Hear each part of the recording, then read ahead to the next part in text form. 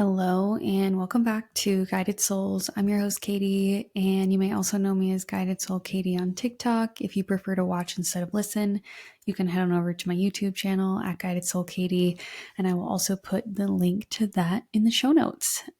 Today, we are talking about something that definitely would have helped me a lot at the beginning of my spiritual journey. In fact, I actually remember Googling this quite a bit and trying to find a specific podcast topic to help me with this. So hopefully this can catch someone while they're still early on, or even if you're far along in your journey, maybe this can help you a little bit more. So today we are talking about how to develop and listen to your intuition.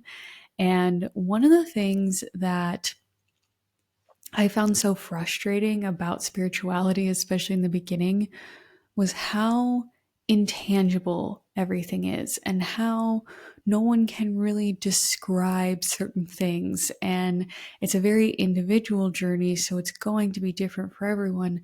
And that makes a lot of sense. But at the same time, I kind of just wanted somebody to hand me a book that said spirituality for dummies and let me do a step by step, quiz or learning thing of this is how you develop your intuition. This is how you connect with your past loved ones. So for me, even though this is everyone is on a different path and everyone's intuition is going to be different and how they develop it, part of why I feel passionate about doing this podcast is to try to give guidance and try to give words and explanations to things that I could not find words or explanations for. So, absolutely, take this with a grain of salt because it is going to be different for everyone. And you may find that some things in this resonate with you and others do not, and that is completely fine. But my hope is that it can be a beautiful jumping off point for you. Or if you're already very seasoned at listening to your intuition, maybe you can just relate to some of the things that I've gone through, and maybe you can add a couple more things to your intuitive toolbox, if you will. And really, I think to start out, we can talk about what intuition even is. I like to think of my intuition as messages from my higher self to my soul. So I do believe that the universe gives us many messages and signals throughout the day. I feel like our spirit guides, our past loved ones are always giving us, messages and signals. But there is something a little bit different with your intuition where it feels like it's coming from your own soul, from your own entity. And part of that is your higher self. And your higher self is you, it is a part of you that is removed from your human body and the experience that you're going through, but it is still you. And so I like to think of my intuition as a channel of communication between my higher self and my soul. And so my higher self will be like, hey, soul, here's a little intuitive nudge, go this way, do this thing. And it's up to me in my human brain to listen to my soul, to let my intuition lead, and to not allow all of my human worries and anxieties and stressors and just my wanting to make everything logical weigh out my intuitive impulses that are coming in, because that is what I did for so long. I truly feel like I have always been a very intuitive person. There were things that I just have a gut feeling about, but a lot of times I did not listen to that gut feeling, and I spent a lot of time going down paths that really weren't for me. And I learned a lot of lessons along the way, and I'm grateful for those detours. But I have come to learn that when you live a life that just follows your intuition, it is honestly so much more peaceful and comforting and at ease, and you feel more confident about yourself because you're actually doing what you're meant to do. And it really just has changed my entire life. And one of the things that people literally say when they are describing their intuition is that it's just a gut feeling that they cannot explain, which I can so relate to. I'm like right there with you if that is how you explain your intuition. But that's the answer that made me so frustrated in the beginning. So I'm going to try to explain what really cannot be explained. So here we go on this journey. And I'm going to break it into two different categories of intuitive nudges, intuitive signals that we might receive. And the first category that I'm talking about will be intuitive nudges when it comes to needing to switch tracks. And then the other will be intuitive nudges telling us to keep going. So we'll end with the more positive ones and we'll start with the ones that I don't like to think of as negative, but they can feel a lot more frustrating when we are going through them. So, really, so much of our intuition and what should our next step be and all these different things comes down to one choice. Do I change what I'm doing or do I keep going down the path that I'm on? And, obviously, if you're going to change what you're doing, then you have to kind of figure out what change you want to make. But even like once you've decided to make that change, then you're going to keep going on that path. So, to sort of simplify your intuition and to have it maybe not seem so big and daunting to try and follow it, just be like, it's just two decisions or one decision and two choices. Am I going to keep going down the same road that I'm going, or am I going to switch directions? That's the only choice that you have to make for now. And some signs and some signals that you may receive if your higher self is wanting you to switch things up.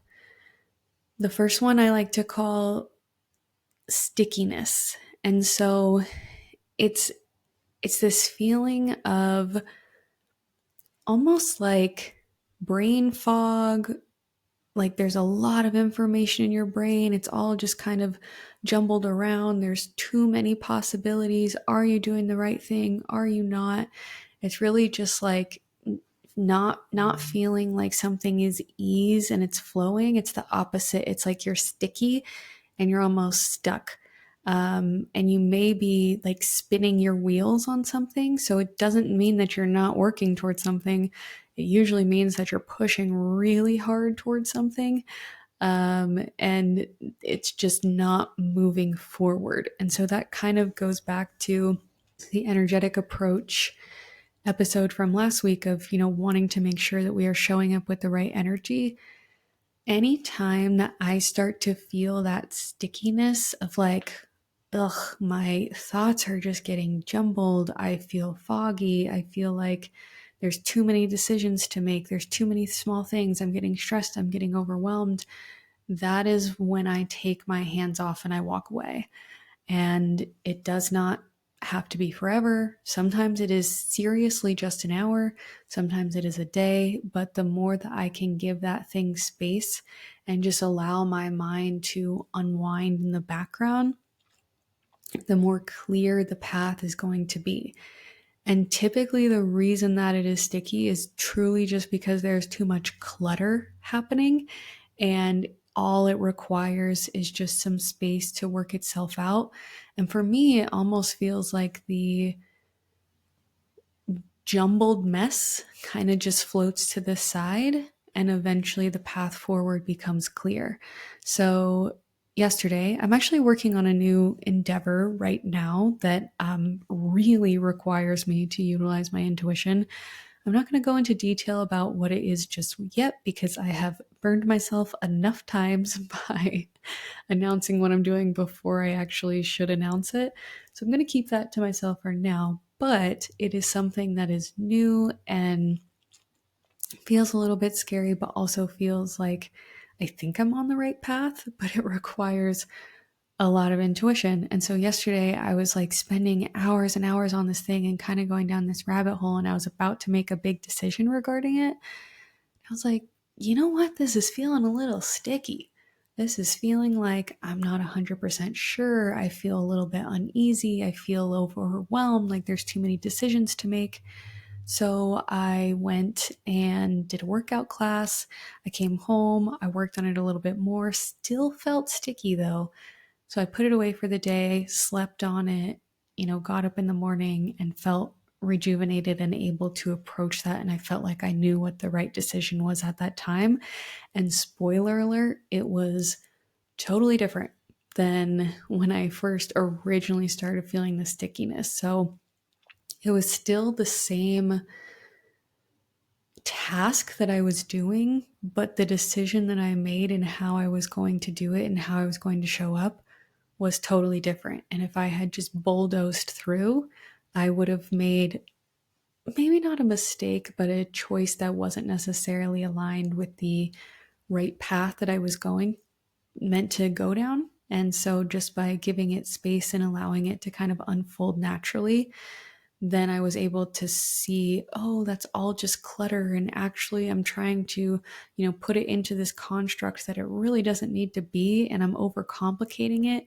And I can just be myself and let it feel easy. And I know what I'm doing, and it will all come naturally to me.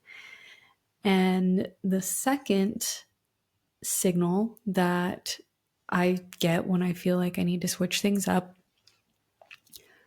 is probably my least favorite feeling that I feel on a regular basis. So, obviously grief and intense anxiety, those are really hard. But frustration, the feeling of being frustrated, drives me insane. I hate it. I just want to get past it. And the more frustrated I get, the more I feel frustrated by my frustration. And it's also my not self theme in human design, but I do think that it's a really good indicator to everyone when you are feeling frustrated by something to rethink your approach and walk away. The stickiness, I feel like, yes, give it a little time, it'll unwind. The frustration is like, yo, we got to do something different. And it may be as simple as changing the way that we're showing up with our energy, but it may be a much bigger switch than that. And this goes back to, a episode I did a few months ago about sort of the 3 lessons that I learned last year. And one of them being, like time reveals everything. When I am frustrated, I have to remind myself that every single time I have felt frustrated, it always gets resolved eventually. Something always comes to a head eventually. I always end up making the right decision eventually. And so to just kind of like ease your mind that it will end, this is not a forever feeling that you're having right now, and just allowing yourself to almost be grateful for the frustration because it is a clear signal to you that you got to do something different. And discovering what that is a whole other thing that we'll, go into in the next portion of this. But if nothing else, when you feel frustrated with something, that is a huge signal that you have to do something differently, even if it's just showing up differently and showing up with your energy differently. It's a clear indicator, hey, this is not working. We got to take a different approach on this. And the last big signal that I feel when I need to switch something up is really big. So you can think of stickiness as kind of like a small everyday thing. Frustration is like, okay, a little bit bigger than that. We're going to have to switch things up. This last one is like hard stop. You have to cut this out of your life, at least for me. And that is when I feel that something is an energetic no. And I've talked about this a little bit on this podcast and on a couple others that I've been on, but it's the difference between learning to distinguish the difference between an energetic no and a fear that you are meant to work through. And so A fear that you are meant to work through is actually a signal to keep going, which we will get into in just a moment. So, but I'm going to focus on the energetic no for a second. This is something, this is that gut feeling that is almost inexplainable, where for some reason you just know that something is not meant for you or it's no longer meant for you. And it will almost feel like a feeling of when I think about doing that certain thing or going to that certain place or being with that certain person, I feel drained. I feel like I just want to avoid it. I feel like it's sucking energy out of me instead of giving it to me. I wonder how long I can keep doing this. I think a lot of people feel this way with their jobs and with relationships. There'll just come a point in time where it's just sucking all of their energy out of them, and they're really just in it because it's hard to walk away. But there are signals from their body and from their mind and from their soul that it is an energetic no. And it will keep gnawing at you until you listen to it. And so that's the big thing with an energetic no, that you're like, "Oh, I don't know if I'm having an energetic no or not. How do I know?" You will know because it won't leave you alone until you address it. It will keep getting louder and louder and louder. And what kind of started at this as this small gnawing, like this gnawing feeling, will become ever present to where it's just this really big thing in your life if you allow it to get to that point. It doesn't have to get to that point.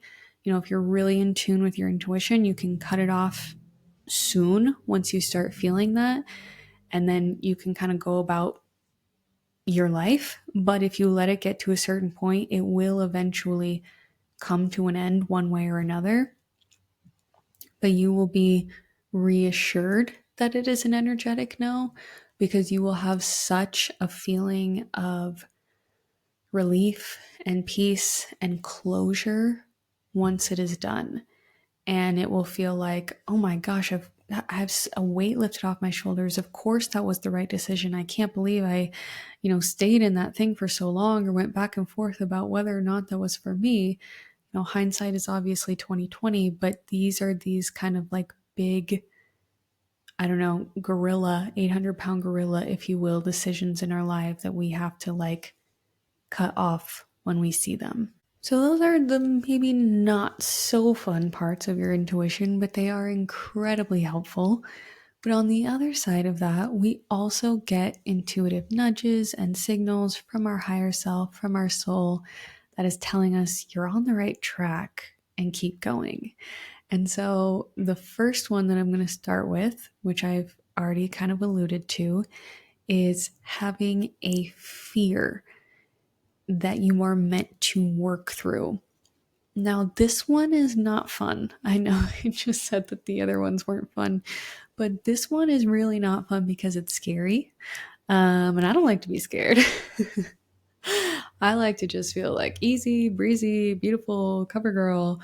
But when I have a fear that I am meant to work through, it feels similar to an energetic no, in that it's just this feeling of like dread, and I don't want to do this, and please don't make me do this. But there are differences between the energetic no and a fear that you're meant to overcome. And they are very subtle, but they are very important. And one reason why time is really helpful if you're not sure is time will have the exact opposite effect on an energetic no versus a fear that you're meant to work through. So the longer that you ignore an energetic no, it will keep getting louder and louder and louder until you cut it off. The longer that you don't move through a fear that you're meant to move through, it will get bigger and bigger and bigger until you move through it. And so one is like, it'll get bigger until you end it. And the other is like, it will get bigger until you finally do it and work through it. And so it's like a stop sign versus a green light. And I will say this was all of 2023 for me. If I could just sum up 2023 in one sort of feeling, it was just facing fears that I was meant to work through.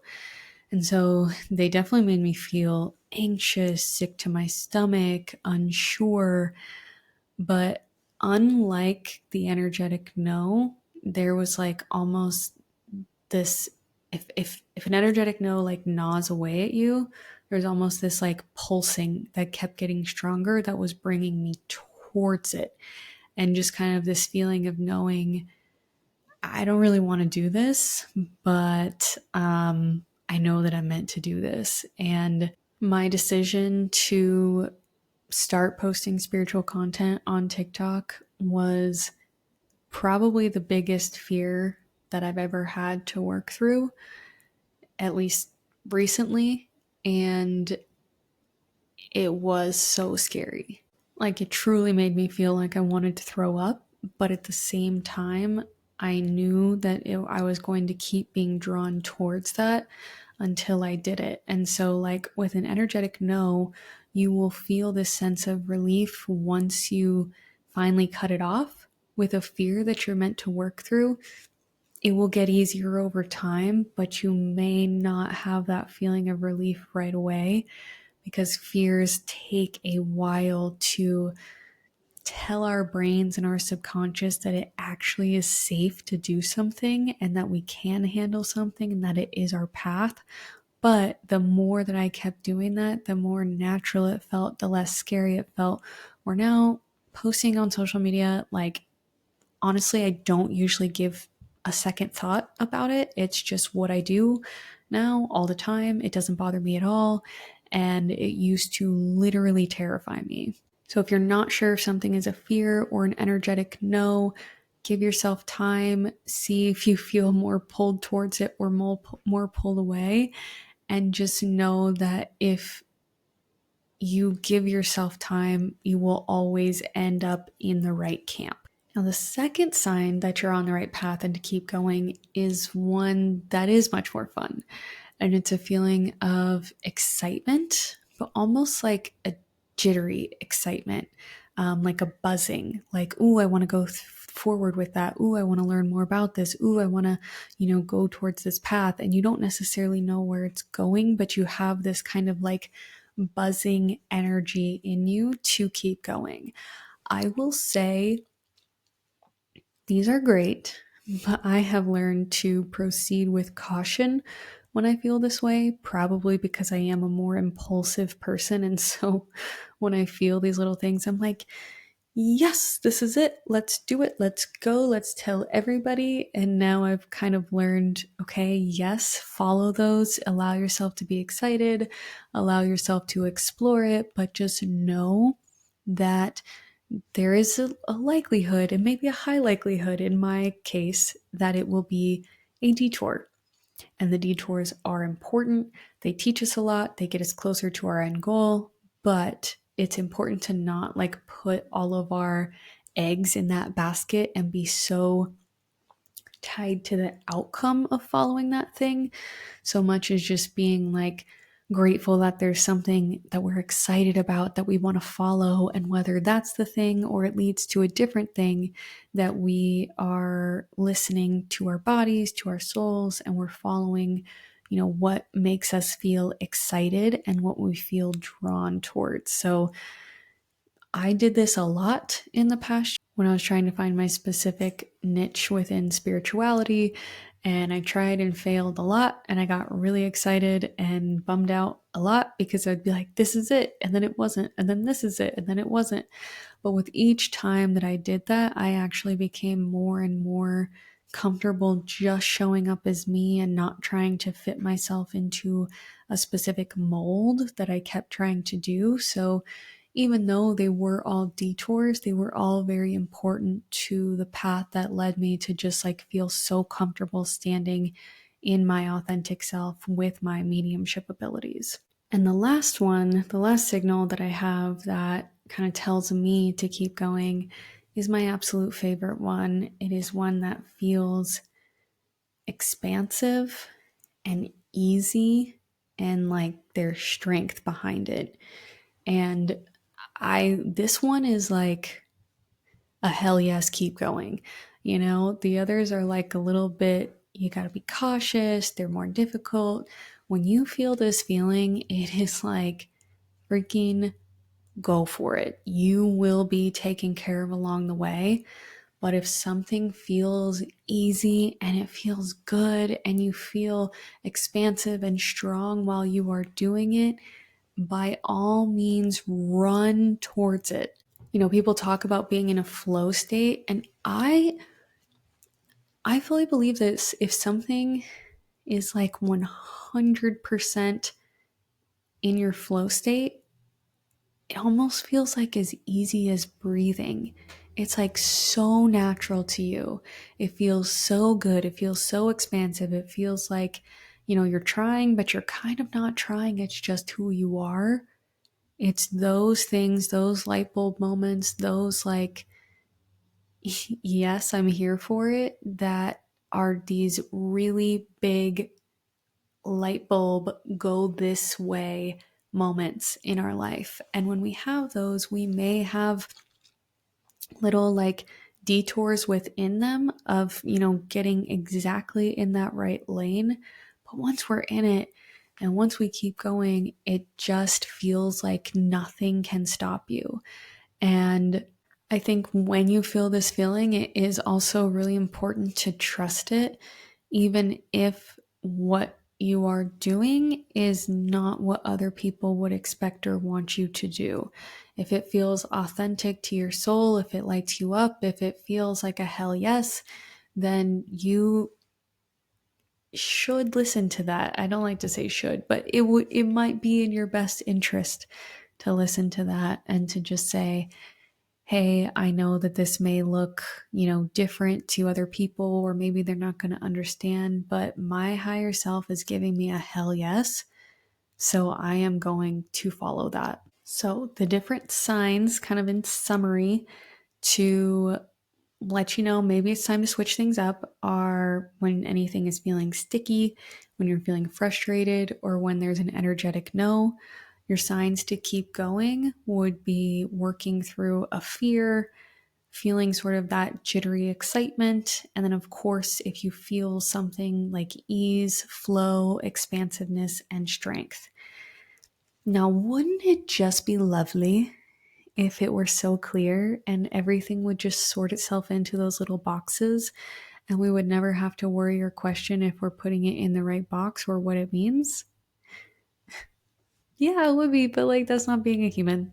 I mean, that's not life. So, because it's not that clear, because it's not going to be that easy, here are some things to kind of lean on when you're not sure. Number one is time. And I hate waiting for things more than just about anybody out there. But I also know that time has given me so much clarity in so many different situations. But I also want to acknowledge the flip side of that. Like, I'm a very impulsive person, as we have discussed, but I know that there are other people who are the opposite of that, and they're so cautious that they never end up making any decision because they don't want to make the wrong one. And so, on the flip side of that, if you are not an impulsive person and you feel like you've just been stuck and you haven't been making a decision, then I would say it's time to make a decision, to try something, to go for it, and to know that if you fail, it's all part of the plan. You will get back up and you will find your way. So, if you're feeling one of those feelings of like needing to switch things up, I would just kind of take a look at, okay, do I need to give this time, or is it time to make a decision? I'm a firm believer that it's always okay to act as long as you are not putting yourself or others in harm's way, as long as you have the highest intention for yourself and everyone around you. Just freaking try it. Like, think of what the worst case scenario would be, kind of live with it, and then if you're okay with that, then just go for it. And you may have to find a different way, or get back up if you get knocked off the horse. But sometimes it is truly better to just try it. And then on the flip side of that, if you're like me and you are just always going, trying, give it a little bit of space to breathe and allow the clutter to fall away and for the path ahead to reveal itself to you. I will say, there are very few things in life that are permanent, which I do find a lot of comfort in. But if you are making a decision that feels more permanent, more heavy, definitely give yourself time until you feel sure and stable and secure in your decision. So that was my attempt at explaining the unexplainable process of developing your intuition. So hopefully some of that resonated with you and there are bits and pieces that you can try. I think just as you go through this next week, try to recognize your feelings throughout the day. Oh, does this feel a little bit sticky? Oh, do I feel frustrated? Does this feel like an energetic no? Is this a fear? Am I excited about this? Does this feel like a flow state? I think kind of just like recognizing and acknowledging those different states that we're in and then acting according to what our intuition is telling us about any given situation is how we really start to build up that intuition and trust it more. And I have gotten to the point where if I'm not following my intuition, it is so uncomfortable for me that it will not last more than like a day or two and I have to right whatever wrong or get back on track. So just know that as you continue to do this, it will get stronger and stronger to the point where it's actually not possible for you to be on a path that isn't aligned with who you are. So I hope that you can utilize these and they can be helpful to you. And of course, if you are, amazing at following your intuition and this is just a little bonus for you, that is also wonderful, but hopefully it can be a good jumping off point for some of you because I know that this is definitely a topic that I needed in the past. So that is all that I have for you today. Thank you so much for listening and for being here. You can find me on TikTok and YouTube at Guided Soul Katie. And please make sure to rate, review, and subscribe if you haven't already. Until next time, keep going. You are doing amazing, and I love you.